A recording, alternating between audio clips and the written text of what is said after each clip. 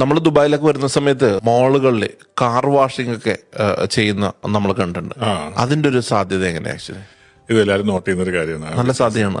കാരണം എന്താ വെച്ചാൽ ചെലവ് കുറഞ്ഞ് ചെയ്യാവുന്ന മറ്റൊരു ബിസിനസ്സാണ് അത്. അതായത് ഞാൻ പറയാൻ കാരണം കുറച്ച് ചെലവിൽ തുടങ്ങി പിന്നെ ആളുകളെ ബിസിനസ് അനുസരിച്ച് വർദ്ധിപ്പിച്ചു കൊടുത്താൽ മതിയല്ലോ. അപ്പൊ കാർ വാഷ് തുടങ്ങാനായിട്ട് ഒരു പാർക്കിംഗ് കാർ വാഷ് എന്നുള്ള ഒരു ആക്ടിവിറ്റി ഉണ്ട്.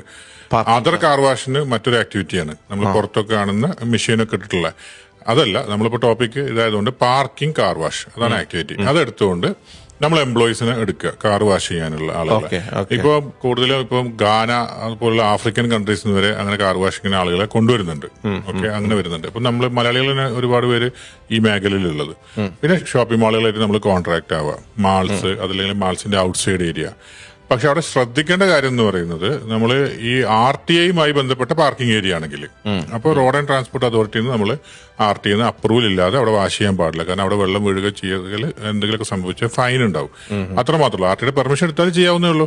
അപ്പൊ ഇതിനൊരു എക്യുപ്മെന്റ്സ് വാങ്ങിക്കാന്നുള്ളതാണ്. അപ്പൊ ഓരോ ഇൻഡിവിജ്വലിനും ഒരു എക്യുപ്മെന്റ് വേണ്ടി വരും. വെള്ളം കുറച്ചിട്ടുള്ള ചെറിയ ഉരുട്ടി കൊണ്ടുപോകുന്നു അതുപോലെ. അപ്പൊ അതിന്റെ വിൽക്കുന്ന സ്ഥാപനങ്ങൾ ദുബായിലുണ്ട്. ദുബായ് മുറക്കബാദ് പോലീസ് സ്റ്റേഷന്റെ അടുത്ത് അത് മാത്രം വിൽക്കുന്ന ഷോപ്പുകൾ ഞാൻ കണ്ടിട്ടുണ്ട്. അതുപോലെ ഓൺലൈനിലൊക്കെ വരുത്തിക്കാൻ പറ്റും, ബൾക്ക് ആയിട്ട് വരുത്തിക്കണമെങ്കിൽ. ഇതാണ് അതിന്റെ ബേസിക് ആയിട്ട് കാർ വാഷിങ്ങിന് എന്നുള്ള ഈ ഒരു ബിസിനസ്സിന് വേണ്ടത്. അല്ലാതെ ഒരുപാട് വലിയ കോംപ്ലിക്കേറ്റഡ് ട്രേഡ് ലൈസൻസ് അല്ല പാർക്കിംഗ് കാർ വാഷ്. നിങ്ങൾ അറിയേണ്ടത് നമ്മൾ നല്ലൊരു സ്ഥലം കണ്ടെത്തുക എന്നുള്ളത് വലിയ മുഖ്യമാണ്. അതിലാണ് നമ്മൾ ടൈം ഇൻവെസ്റ്റ് ചെയ്യേണ്ടത്. എന്നിട്ട് അത് കണ്ടുപിടിച്ചു കഴിഞ്ഞാൽ അത് രക്ഷപ്പെട്ടു വളരെ സിമ്പിൾ ആയിട്ട് തുടങ്ങാവുന്ന നല്ലൊരു ബിസിനസ്സാണ് കാർ വാഷിങ്ങിന്റെ പരിപാടി. പാർക്കിംഗ് കാർ വാഷ് മറ്റൊരു ആക്ടിവിറ്റി. അതായത് എവിടെയെങ്കിലും പാർക്ക് ചെയ്ത് കഴിഞ്ഞാൽ അവിടെ കൊണ്ടുപോയിട്ട്. അതെ.